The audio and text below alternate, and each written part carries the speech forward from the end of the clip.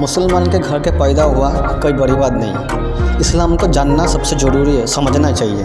ये भी मुस्लिम का घर में पैदा हुआ है, लेकिन ये इस्लाम को समझ नहीं पाया, इसलिए आज ऐसा बातें कह रहा है। खुद सुनिए इस्लाम के लिए क्या कह रहा है। हमें लगा कि ये कुरान एक झूठी किताब है और ये एक प्रोपेगेंडा है इंसानियत के खिलाफ। मोहम्मद के चरित्र को पढ़ा तो हमने उसमें ये पाया कि मोहम्मद अल्लाह के रसूल नहीं थे, मैसेंजर ऑफ गॉड नहीं थे। और ये मैसेजेस अल्लाह के आते नहीं गए, रसूल क्रिएट करके बताते गए परिस्थितियों के हिसाब। और उसके बाद आज वो गिरोह एक धर्म के नाम पर स्थापित हो गया। वो धर्म दुनिया की दूसरी आबादी बन गया सिर्फ ताकत की नोक पर। ये इस्लाम धर्म इतना डरावना है कि इसकी इतनी डरावनी शक्ल देखकर कोई इसके करीब नहीं जा सकता। मजबूरी में कोई आदमी ये वसीम राज भी आज मुसलमान का घर में पैदा होकर शैतान हो गया।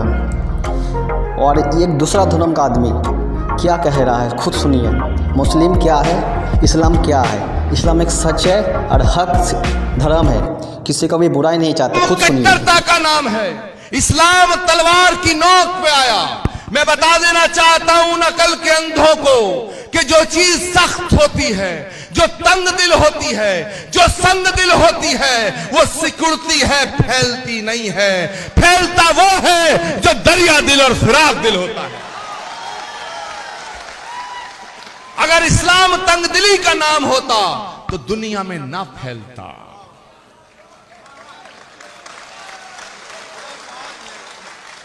जहां तक मैंने महसूस किया है मेरे दोस्तों, किसी प्यासे को पानी पिलाने का नाम इस्लाम है, किसी भूखे को रोटी खिलाने का नाम इस्लाम है, किसी अंधे को रास्ता दिखाने का नाम इस्लाम है, किसी गरीब को गले से लगाने का नाम इस्लाम है, मोहब्बत का नाम इस्लाम है, खिदमत का नाम इस्लाम है, इबादत का नाम इस्लाम है। हाथ में AK-47 लेकर के बेगुनाहों का खून बहाने का नाम इस्लाम नहीं हो सकता। वाह वाह वाह वाह वाह वाह। सीधा सीधा आपको हुक्म आया सूरा 7 आयत नंबर 199 में, ऐ मोहम्मद माफी का तरीका अपनाओ और भलाई का हुक्म देते रहो और अज्ञानियों से किनारा कर लो। तो अब माफी का तरीका हजरत मोहम्मद सल्लल्लाहु अलैहि वसल्लम ने अपना लिया। क्यों? कि कुरान हजरत मोहम्मद सल्लल्लाहु अलैहि वसल्लम पर उतरने के बाद आपके दिल में उतर गई। दिल में उतरने के बाद आपके कर्मों में उतर गई। आपके एक एक कर्म अल्लाह के हुक्म के अनुसार ही हुआ करते थे। आपने अपनी डिक्शनरी में एक ही शब्द रखा, माफी, माफी और माफी। मैंने भी बताया कि मक्का में आपके खिलाफ पूरा का पूरा माहौल था।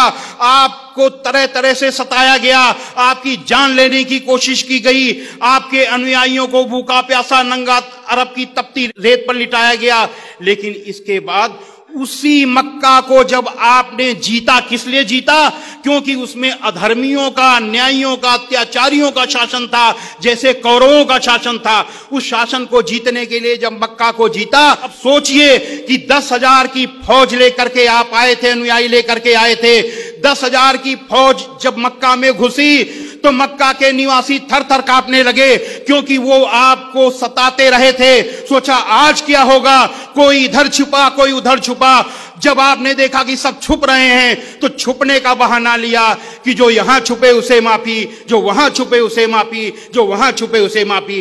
यानी माफी, माफी और माफी।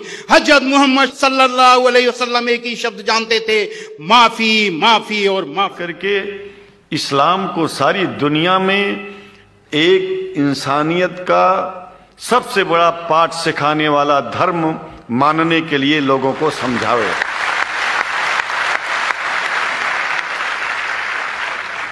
जब लोग इस्लाम को बेदर्द, मुसलमान को बेदर्द, तलवार के जोर पर चलने वाला धर्म बताते हैं, तो अगर शायद धरती में कोई दुखी होता होगा तो सबसे ज्यादा दुख मुझको होता है।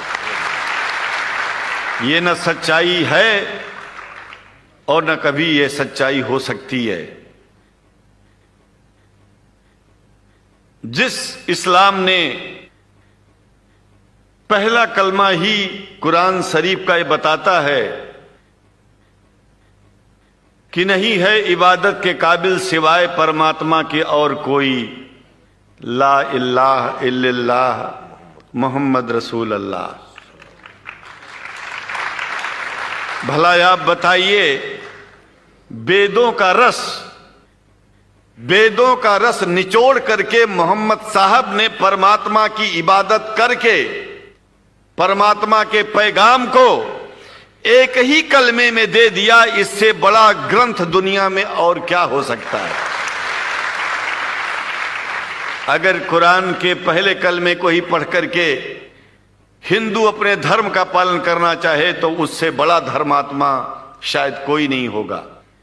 कि अगर इस्लाम को पूरी दुनिया अगर स्वीकार कर ले तो इसमें कोई बुराई नहीं है। इस्लाम परमात्मा के द्वारा बताया गया सिद्धांत है। इस्लाम किसी व्यक्ति का अपना नियम नहीं है, अपना सिद्धांत नहीं है। कुछ लोग भेदभाव पैदा करने के लिए इस धरती पर मुसलमानों को बेदर्द कह देते हैं, इस्लाम को बुरा कह देते हैं। मैं कहता हूं उनसे बुरा इस दुनिया में कोई नहीं है। वो शैतान के बच्चे हैं, खुदा के बच्चे नहीं हैं। क्योंकि जहां तक मेरी अपनी पहुंच है, हमने वेदों को पढ़ा, पुराण को पढ़ा, शास्त्रों को, हिंदू धर्म ग्रंथों को पढ़ा। उसके बाद में मुसलमानों के बीच में जाना शुरू किया।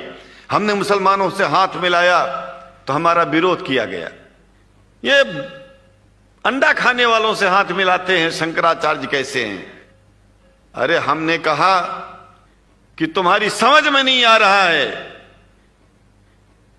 वो 5 बार इबादत कर लेते हैं खुदा की, तुम घास खाते हो और एक बार भी इबादत नहीं करते हो, तो तुमसे बड़ा अधर्मी दुनिया में कौन है? तुम अपने अधर्म को देखो। किसी के पवित्रता के सिद्धांतों का विरोध करना पहला अधर्म है। अल्लाहु अकबर, अल्लाहु अकबर, ला इलाहा इल्लल्लाह।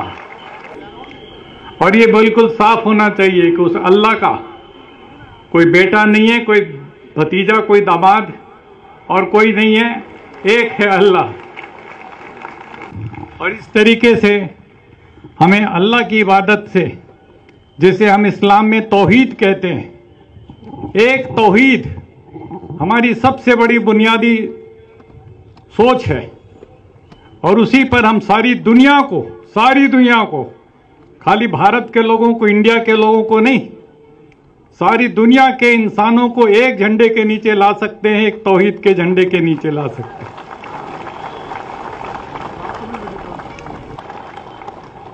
और जब हम अपने पैगंबर को याद करते हैं, इस्लाम में पैगंबर इस्लाम को, हजरत मोहम्मद साहब सल्लल्लाहु अलैहि वसल्लम, तो हम साफ शब्दों में कहते हैं रहमतुल लिल आलमीन, रहमतुल लिल मुसलमीन नहीं। इसलिए सारी दुनिया और उसके लिए करुणा, उसके लिए दया, उस पैगाम को लेकर के जो लोग सारी दुनिया में, इसलिए इस्लाम खाली मुसलमानों का नहीं है, पूरी इंसानियत का मजहब है। मोहम्मद साहब की शिक्षाओं पर मनन किया जाए, हर शास्त्र में, हर ग्रंथ में, चाहे किसी भी समाज का क्यों नहीं हो, तो कुरान की शिक्षाओं पर मनन किया जाए तो 2 बातें उनमें सबसे अहम है। पहली, मोहम्मद साहब की शिक्षाएं किसी भी एक देश या एक धर्म के लिए नहीं है, सबके लिए है। और दूसरी जो उनकी शिक्षाएं हैं, आज से 1500 साल पहले जितनी वो प्रासंगिक थी, आज भी उतनी ही प्रासंगिक है। जीवन का कोई पहलू ऐसा नहीं जिसे बेहतर बनाने, अच्छाई को स्वीकार करने के लिए मोहम्मद साहब ने कोई संदेश न दिया हो कुरान में। उनकी बातें इंसानों को सच की राह दिखाती हैं। अर्थशास्त्र भले ही ब्याज को मूलधन का किराया, शुल्क या कुछ और माने, लेकिन एक इस्लाम धर्म ऐसा है जिसमें ब्याज को ममनू माना गया, अनुचित माना गया है ब्याज को। इस्लाम के मुताबिक ब्याज एक ऐसी व्यवस्था है जो अमीर को और अमीर बनाती है और गरीब को और गरीब बनाती है। 10% पे लोग ब्याज पे पैसा लेते हैं, शोषण का एक जरिया है। पवित्र कुरान में स्पष्ट रूप से ब्याज को वर्जित माना गया है। इंसानों के लिए कहा गया कि ईमान वालों, 2 गुना और 4 गुना करके ब्याज मत खाया करो, मालिक से डरो। ब्याज खाने से बरकत खत्म हो जाती है। कि सबक तुमने मोहब्बत का हर एक इंसान को सिखलाया। मेरे दोस्त, जो गंदगी फेंकने वालों का हाल जानने उनके घर चले जाया करते थे। कैसे कोई कह सकता है कि नफरत का नाम इस्लाम है? कि सबक तुमने मोहब्बत का हर एक इंसान को सिखलाया, मुकद्दस रास्ता देकर दीन दुनिया में फैलाया। मुकद्दस रास्ता देकर दीन दुनिया में फैलाया। तुम ही सागर, तुम ही दरिया, तुम ही कश्ती, तुम ही मल्हा। रसूल अल्लाह, रसूल अल्लाह, रसूल अल्लाह, रसूल अल्लाह, रसूल अल्लाह, रसूल अल्लाह, रसूल